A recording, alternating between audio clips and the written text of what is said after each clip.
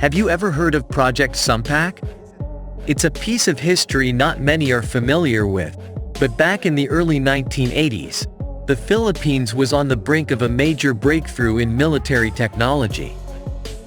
This ambitious project, known as the Sumpak 2.75 Multiple Rocket Launcher, or the Rocket Jeep, as it was affectionately called, had the potential to radically transform our national defense landscape. It's intriguing to revisit this project because Project Sunpac wasn't just a military endeavor.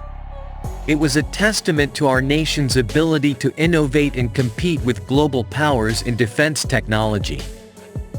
Project Sunpac wasn't merely about building a weapon. It was about challenging the status quo. In 1981, the Mk-40 Sumpak was developed by the Philippine Air Force Special Research and Development Group, PAFSDRDG, as a trailer-mounted modular multiple rocket launcher (MRL) system.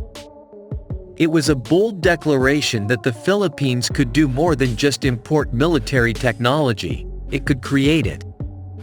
Imagine, at that time, we were on the cusp of a significant innovation in defense capabilities with a locally developed technology. The Sumpak 2.75 was designed to deliver rapid and flexible firepower, capable of launching multiple rockets in quick succession.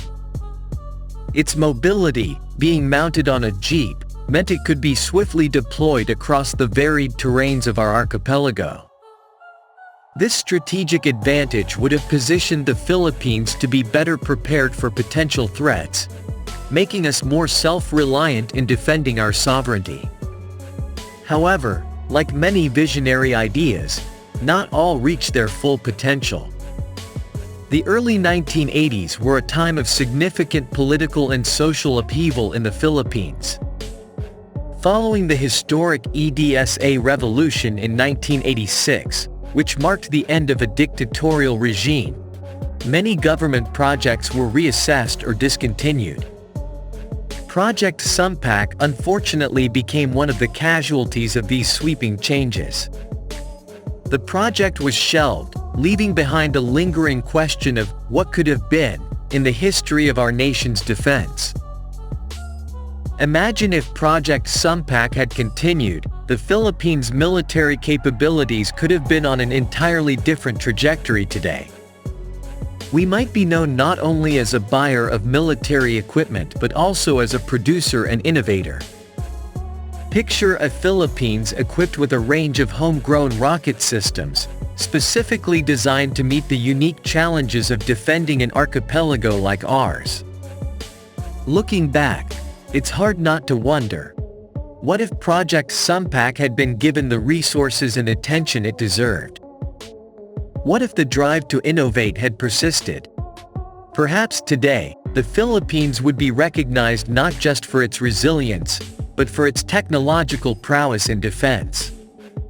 The potential to develop a series of rocket systems, perhaps even for export, could have opened new economic opportunities, created jobs, and fostered a culture of innovation. But the story of Project Sunpac doesn't have to end with its cancellation. It serves as a powerful reminder of what Filipinos are capable of when ambition meets determination. The spirit that fueled Project Sunpac is still alive today, waiting for the right opportunity to be rekindled. As we reflect on the lessons of Project Sunpac, it's clear that the Philippines has the talent, ideas, and drive to create something remarkable. The question is, do we have the will to see it through? If another opportunity arises, will we seize it and build upon the legacy of innovation that began decades ago? Let's remain hopeful and stay tuned, bro. The story of Project Sunpac is not just a tale of what might have been, it's a call to action.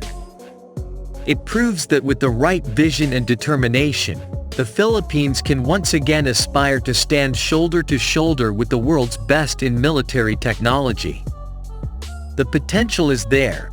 We just need to reach out and grasp it.